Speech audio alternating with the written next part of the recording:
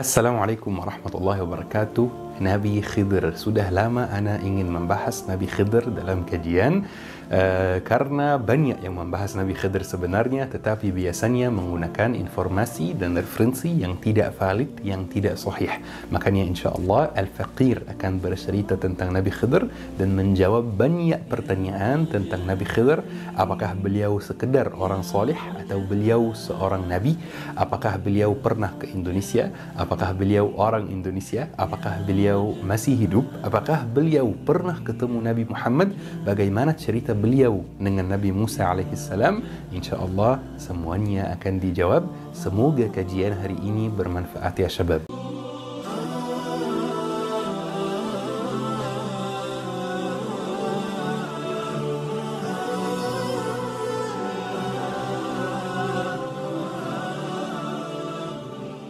Ya syabab, Nabi Khidir itu anak Nabi Adam. Ada yang bilang juga Nabi Khidir itu cucu Nabi Adam. Ada yang bilang juga kalau Nabi Khidir itu cucu Nabi Nuh. Tetapi semua informasi ini tidak ada dalil sahihnya. Makanya kita tidak boleh terima dan kita tidak boleh yakini. Cerita Nabi Khidir dimulai ketika Nabi Musa lagi berceramah di antara kaumnya, Bani Israel. Kemudian ada salah satu orang dari Bani Israel yang bertanya pertanyaan yang tidak bermanfaat. Ini kebiasaan Bani Israel dari dulu, yaitu, wahai Nabi Musa, siapa orang yang paling berilmu di bumi ini? Apa manfaatnya pertanyaan ini? Tetapi mereka memang kebiasaannya seperti itu. Jadi ayo kita jauhi kebiasaan ini ya teman-teman. Ini kebiasaan yang tidak baik. Jadi ketika Nabi Musa ditanya seperti itu, wahai Nabi Musa, siapa orang yang paling berilmu di bumi ini? Nabi Musa bilang, saya. Nabi Musa jawab, saya itu Nabiullah, saya Nabi Bani Israel, maka saya orang yang paling berilmu. Seharusnya Nabi Musa menjawab, wallahu a'lam, Allah maha mengetahui, saya tidak tahu apakah saya yang paling berilmu atau mungkin ada orang lain yang berilmu, yang lebih berilmu dari saya di tempat lain di bumi. Jadi ya syabab, Nabi Musa diwahyukan bahwa ada hamba Allah yang lebih berilmu dari Nabi Musa di tempat pertemuan dua laut. Kira-kira bagaimana reaksi Nabi Musa? Apakah sedih? Apakah sombong menerima kenyataan itu? Tidak sama sekali syabab. Nabi Musa, walaupun beliau seorang Nabi dan Rasul, beliau tidak sombong menuntut ilmu. Beliau langsung memutuskan untuk untuk pergi ke tempat orang hamba Allah itu untuk belajar dari dia. Tetapi Nabi Musa tidak dikasih tahu di mana tempatnya, hanya tempat pertemuan dua laut. Dan tempat pertemuan dua laut itu di dunia ada banyak. Di Mesir ada, di Sudan ada, di Amerika Selatan ada. Jadi Nabi Musa tidak tahu. Jadi Allah kasih Nabi Musa satu tanda. Nabi Musa diperintahkan untuk membawa satu ikan mati, seperti ikan yang ada di pasar, sudah tidak hidup lagi. Ketika ikan itu dihidupkan kembali sambil perjalanan Nabi Musa, dihidupkan kembali oleh Allah Subhanahu wa taala, dan ikan itu terjun ke laut lagi, maka inilah tempat hamba Allah yang dimaksud. Jadi Nabi Musa panggil asistennya Yusha' bin Nun dan bilang ke dia, kamu ada satu tugas selama perjalanan ini, membawa ikannya dan memperhatikan kapan ikannya dihidupkan kembali, kapan ikannya terjun ke laut sendiri, kapan ikannya hilang. Ini tugas kamu selama perjalanan. Dan Nabi Musa packing dan mulai berangkat. Setelah beberapa hari jalan, mungkin jalan kaki, mungkin pakai kendaraan zamannya, kuda atau unta, kita tidak tahu dan itu tidak disebutkan dalam hadis sahih. Pokoknya setelah beberapa hari mereka jalan, mereka berhenti dekat laut untuk beristirahat. Jadi mereka keluarkan bajunya, keluarkan makanannya, mulai makan-makan dan beristirahat. Hari selanjutnya mereka lanjut perjalanan lagi, tetapi dua-duanya tidak memperhatikan hal yang sangat penting, yaitu ikannya hilang. Kan mereka beristirahat di dekat laut, ikannya dihidupkan kembali diam-diam gitu, dan ikannya terjun ke laut. Mereka tidak memperhatikan itu, makanya mereka lanjut perjalanan. Setelah satu hari, satu malam lanjut perjalanan, ternyata Yusha' bin Nun pas mau cek keranjangnya, pas mau cek ikannya ada apa enggak? Ternyata ikannya tidak ada. Jadi Yusha' bin Nun minta maaf kepada Nabi Musa, maaf aku tidak lihat ikannya. Nabi Musa jawab, tidak apa-apa, memang ini yang kami tunggu-tunggu kan. Jadi mereka balik lagi, dan pas mereka melihat jejak ikannya pas keluar dari keranjang dan masuk ke laut, mereka sudah tahu ini tempat hamba Allah. Dan betul ya syabab, ketika mereka sampai tempatnya, mereka ketemu orang yang duduk tidur di atas satu batu yang besar, dan sekitarnya ada kehijauan. Hijau atau warna hijau dalam bahasa Arab artinya akhdar. Makanya beliau disebutkan Al-Khidr. Al-Khidr artinya orang hijau atau orang yang menghijau tempat sekitarnya. Beliau disebutkan Al-Khidr karena itu. Pas Nabi Musa sampai, Al-Khidr masih tidur. Kira-kira bagaimana reaksi Nabi Musa? Nabi Musa itu Nabiullah teman-teman, Nabi dan Rasul. Apakah beliau langsung bangunkan Al-Khidr, hei ajari aku? Bukan seperti itu. Adab menuntut ilmu. Walaupun beliau seorang Nabi dan Rasul, beliau masih ada adab menuntut ilmu. Kita harus belajar dari beliau. Masih beliau menjaga adab berbicara dengan guru. Beliau tunggu, duduk samping Al-Khidr sampai Al-Khidr bangun sendiri. Jadi Nabi Musa mengucapkan Assalamualaikum. Al-Khidr agak kaget, kok Assalamualaikum? Kita bakal tahu kenapa dia kaget sekarang. Al-Khidr kaget gitu, Assalamualaikum. Jadi Al-Khidr menjawab, wa aina bi ardika salam? Mana ada keselamatan di bumi ini? Assalamualaikum itu artinya semoga keselamatan terlimpah untuk Anda, atau semoga kedamaian terlimpah untuk Anda. Al-Khidr menjawab, mana ada keselamatan, mana ada kedamaian di bumi ini? Para ulama, para mufassirin mengatakan Al-Khidr bilang seperti itu karena bumi yang Al-Khidr tempati waktu itu semuanya bumi kafir. Tidak ada yang bertauhid di tempat Al-Khidr itu atau di negara Al-Khidr itu. Kemudian Nabi Musa menjelaskan kepada Al-Khidr bahwa Nabi Musa diwahyukan bahwa ada orang yang lebih berilmu dari Nabi Musa, dan Nabi Musa harus datang ke tempatnya untuk menuntut ilmu dan belajar dari beliau. Tetapi Al-Khidr bilang, innaka lan tastati'a ma'iya sabra. Sesungguhnya kamu tidak bakal sanggup sabar bersama aku. Tetapi alhamdulillah Nabi Musa berhasil meyakinkan Al-Khidr supaya Al-Khidr atau Nabi Musa menemani Al-Khidr dan belajar dari beliau. Dan betul mereka kan dekat laut. Jadi mereka mulai berangkat dan mulai perjalanannya. Dekat laut itu ada pelabuhan. Di pelabuhan itu ada perahu. Sebagai apa? Alat transportasi. Mereka mungkin ingin menyeberang ke tempat lain, ke pulau lain, ke kota lain. Kita tidak tahu. Semua detail ini tidak dijelaskan dalam Al-Quran dan hadis sahih. Pokoknya mereka pakai perahu. Pas perahu itu sudah jalan, Nabi Musa mulai merasa ada yang tidak beres. Nabi Musa melihat Al-Khidr, lihat kanan dan kiri dan menunggu sampai perahunya sepi. Kemudian Al-Khidr datang dan merusai perahunya sedikit, melubangi perahunya.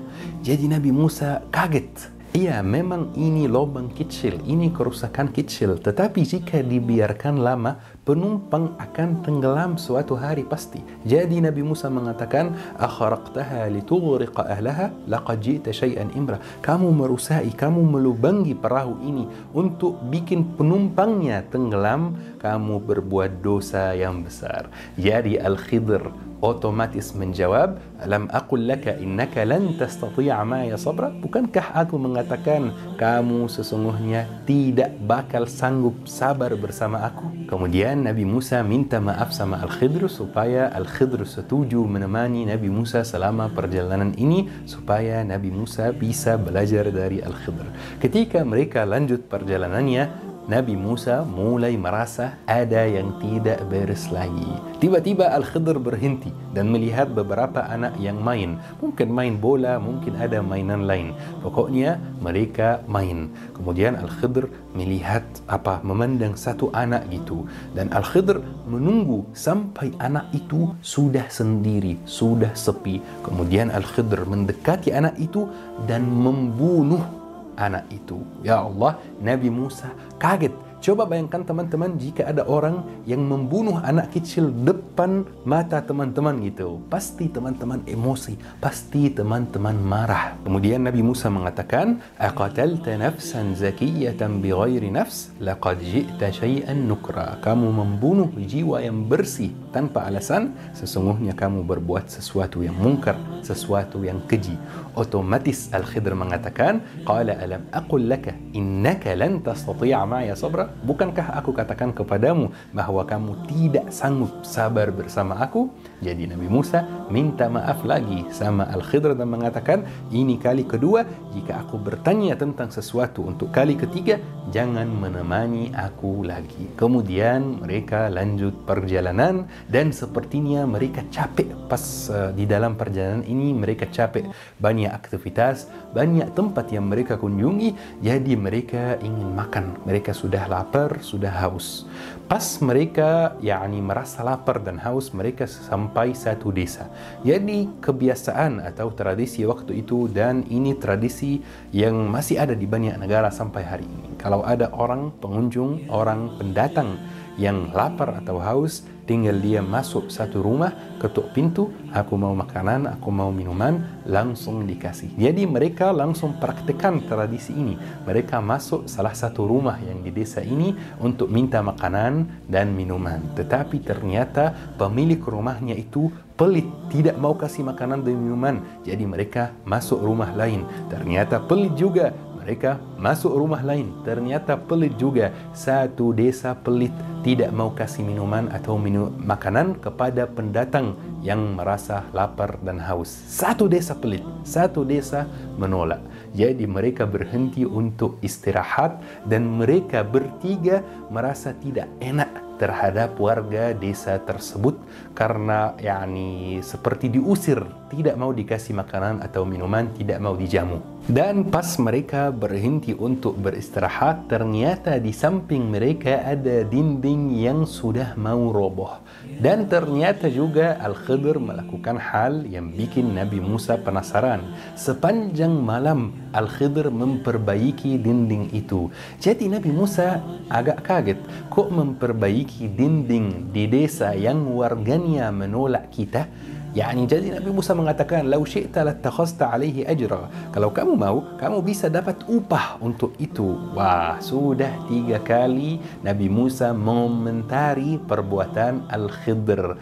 3 kali, sudah bahaya ini. Al-Khidr langsung mengatakan, "Hadza furaqu baini wa bainik." Ini perpisahan antara aku dan kamu. Dan Al-Khidr mulai menjelaskan kenapa dia melakukan hal-hal yang menurut Nabi Musa tidak harus dilakukan. Ternyata kapalnya, pemiliknya itu orang miskin yang bekerja di laut. Orang miskin punya kapal, punya perahu, yang dipakai sebagai transportasi, memindahkan warga dari A ke B. Dan mereka ambil upah, ada tarifnya, dan pemiliknya tidak kaya. Dan ternyata di pelabuhan berikutnya ada raja yang zalim. Setiap kapal yang melewati pelabuhan raja zalim itu dicek. Jika perahunya utuh, jika perahunya kuat, tidak ada lubang, tidak ada kerusakan, perahunya diambil secara terpaksa. Jika perahunya ada lubang walaupun sedikit, perahunya ditinggalkan. Mana yang lebih baik?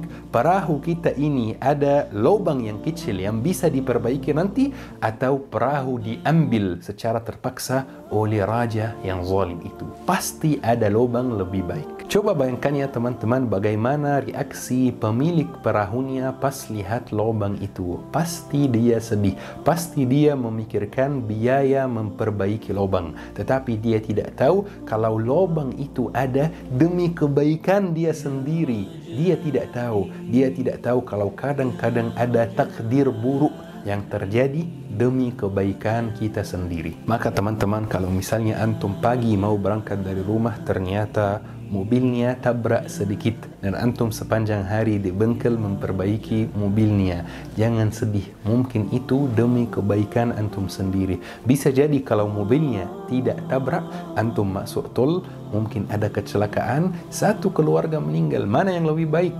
mobil tabrak sedikit atau ada kecelakaan parah dan banyak yang meninggal. Kadang-kadang takdir buruk itu terjadi demi kebaikan kita sendiri. Dan ternyata ya jamaah, anak kecil yang dibunuh itu takdirnya jika dia sudah besar dia akan menjadi taghiyah. Ketika kita mengecek arti taghiyah dalam terjemahan, artinya orang sesat. Dan saya sebagai orang yang bidangnya adalah ilmu agama dan bahasa Arab, menurut saya terjemahan ini kurang tepat. Taghiyah itu artinya bukan orang sesat. Taghiyah itu jauh lebih buruk dari orang sesat.